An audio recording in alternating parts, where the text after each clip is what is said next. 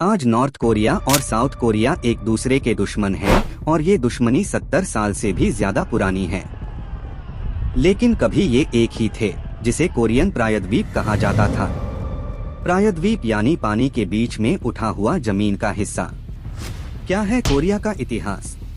Korean प्रायद्वीप Asia के पूर्वी हिस्से में बसा था। यहाँ कभी कोरियो वंश का शासन था।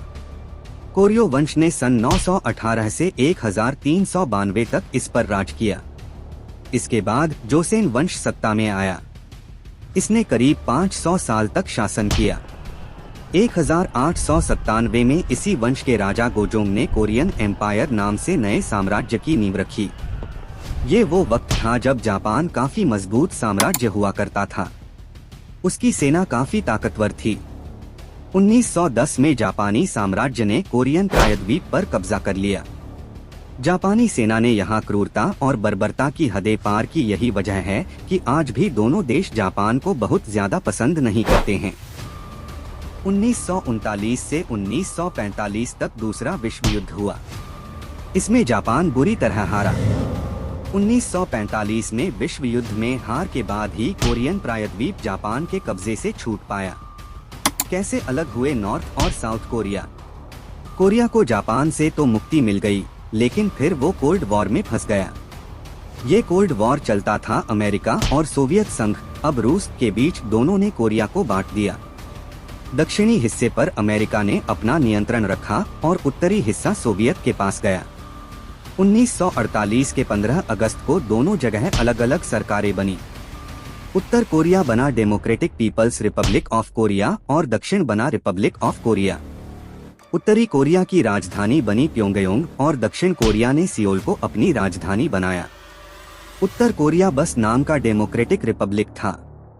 में वहाँ राजशाही थी, जिसके मुखिया किम इल संग थे, किम जोंग उन के दादा। वहीं दक्षिण कोरिया में अमेरिका ने संगमैन को सत्ता में बैठाया। सिंगमैन कम्युनिस्ट सिस्टम के कट्टर विरोधी थी। फिर हुई दोनों में जंग। इस बंटवारे के बाद दुश्मनी शुरू हो गई। किम इल संग ने 25 जून 1950 को अपनी सेना दक्षिण कोरिया की तरफ भेज दी। उनका कहना था कि वो दक्षिण को मिलाकर कोरिया का एकीकरण करेंगे। इससे जंग छिड़ गई। इसे कोरियाई युद्ध कहा जाता है।